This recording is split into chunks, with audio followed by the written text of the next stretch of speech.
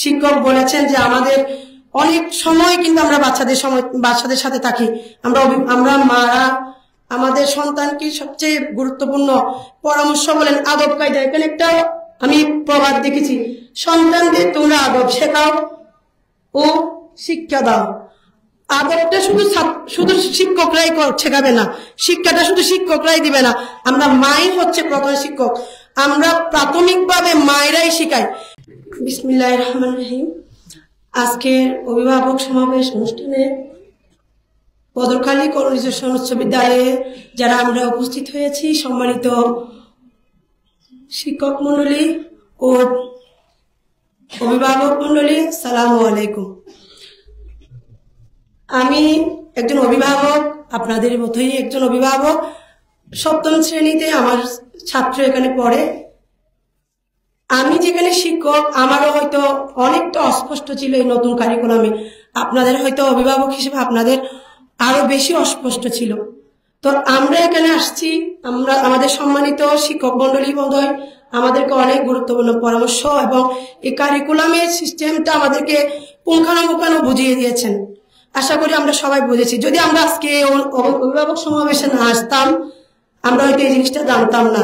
সবচেয়ে আমার আজকের বিষয় আমি হয়তো কিছুটা জানি, কারণ আমি একটা প্রতিষ্ঠানে আছি, আমরাও এই যে নতুন কারিকুলামের মধ্যে আমরাও আছি। কিন্তু আমার একটা অস্পষ্ট ছিল যে এখানে গ্রেডিং পদ্ধতিটা কিরকম হবে। আমি সম্মানিত শিক্ষকদের কাছ থেকে এই গ্রেডিং পদ্ধতিটা আমরা জেনেছি যে পরীক্ষার চিট পাচ্ছি না, পরীক্ষা কিভাবে হচ্ছে। আমরাও আমরা অভিভাবকরা উদ্বিগ্ন, কি পড়তেছে কি আমরা নিজেরাই ধরতে পারতেছি না, বাচ্চারা কি করব কি। আমরা একটা বিশাল একটা হেজিটেশনের মধ্যে ছিলাম। আজকে আমি অন্তত এটুকুই জানলাম যে প্রথমত আমাদের ছাত্রকে বিদ্যালয়ে পাঠাতে হবে, আমাদের সন্তানদেরকে বিদ্যালয়ে পাঠাতে হবে, এটাই। দ্বিতীয় কথা হচ্ছে যে ওনারা বিদ্যালয়ে যদি না আসে একটা স্টুডেন্টকে কিভাবে মূল্যায়ন করবেন। আমরা অভিভাবকরা যদি আমাদের সন্তানকে বিদ্যালয়ে না পাঠাই তাহলে ওনারা কিভাবে মূল্যায়ন করবেন। একটা সাদা কাগজে যদি সে একটা লাইনও না দেয়, কি মূল্যায়ন করবেন। ঠিক তদ্রুপ আমার বাচ্চাকে যদি ওনারা উপস্থিতি না দেখেন, তাহলে আমার বাচ্চাকে কিভাবে মূল্যায়ন করবেন।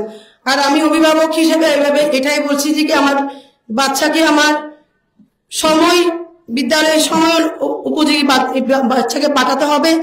আমার স্টুডেন্টকে যদি আমার সন্তানকে যদি আমি পাঠাই যে 10টায় ক্লাস, আমি যদি 10:30টায় পাঠাই তাহলে হবে না।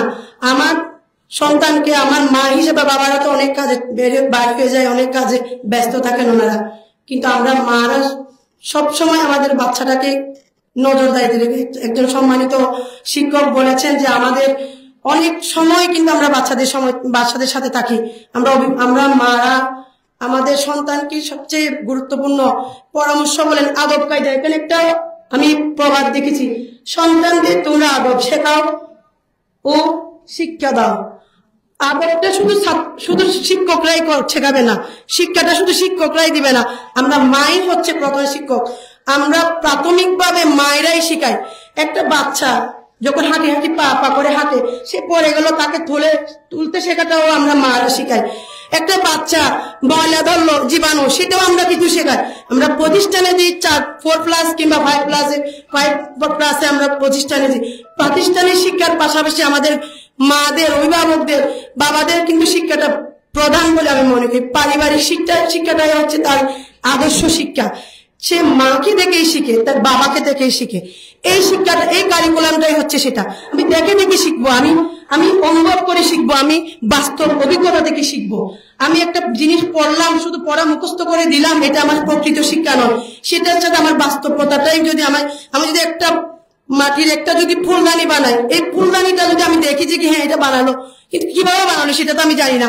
আমি কাদা মাটিটাকে একটা শেপ করে যদি আমি এই ফুলদানিটা বানার চেষ্টা করি, আমার সাথে যদি আমার বাচ্চাও ধরে চেষ্টা করে, নিশ্চয়ই সে একদিন শিখে যাবে।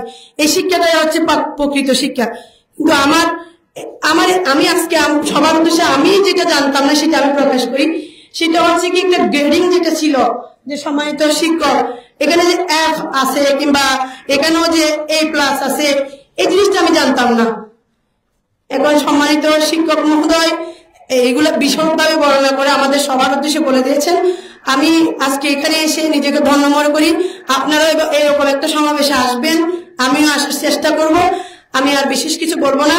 ধন্যবাদ সকলে। আবারও সবাইকে সালাম ও শুভেচ্ছা জানিয়ে শেষ করছি। আসসালামু আলাইকুম।